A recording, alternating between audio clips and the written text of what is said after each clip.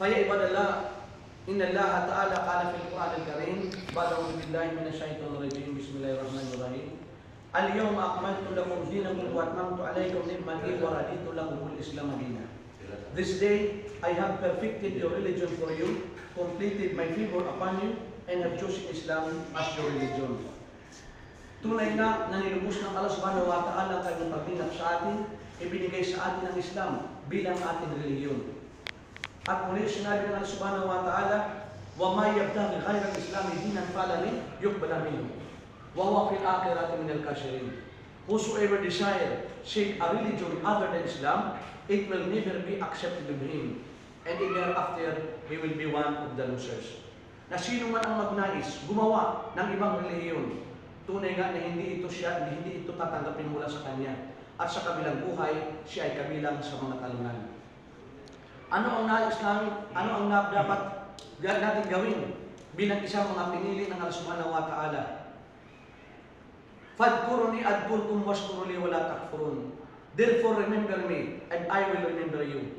Be grateful to me for my countless favors in you, and do not be ungrateful. Magkaroon tayo ng damdamin, mapagpasalamat. Pagkat ang pagpapasalamat, ito ay ating pagdakila, pagluwalhati sa Allah subhanahu wa ta'ala. At ang ating pagpapasalamat, ito lamang ang dahilan kung bakit tayo nabubuhay. Pagkat sinabi nga ng Allah subhanahu wa ta'ala, ang nilikha lamang ang mga jinn, ang mga tao, upang sambahin ang Allah subhanahu wa ta'ala. Na ang sino mang hindi magsamba sa Allah, sinabi ng Allah subhanahu wa ta'ala, وَلِلَّذِينَ كَفَرُوا بِرَبِّهِمْ عَذَابُ جَهَنَّمَ وَبِئْسَ الْمَصِيرُ. And those who disbelieve in their Lord Allah is the torment of hell, and worse indeed is that destination. Sino mang hindi maniwala sa kaisa ng Allah, katiyakan siya ay tatapon sa pinakailalim na hukay kung tawagin ang impyernong apoy. Kaya nga mga minamahal kong kababayan kapatid, let us spend our time wisely. Kahapon marami ng pumanaw. Mamaya bukas hindi rin natin alam ang mangyayari. Ang mga araw na ito ay binigay ng Allah subhanahu wa ta'ala upang tayo ay magdagdag ng maraming ibadah kabutihan.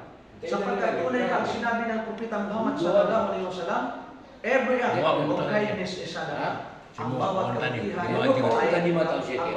kabutihan ay sadaqah, kawagawa. Kaya hanggang dito na lamang, pagpatuloy po tayo sa paggawa ng maraming kabutihan. Subhanakallahumma wa bihamdik, asyhadu an la ilaha illa anta, astaghfiruka wa atubu ilaik, wa akhiru da'wana anil hamdulillahi rabbil alamin.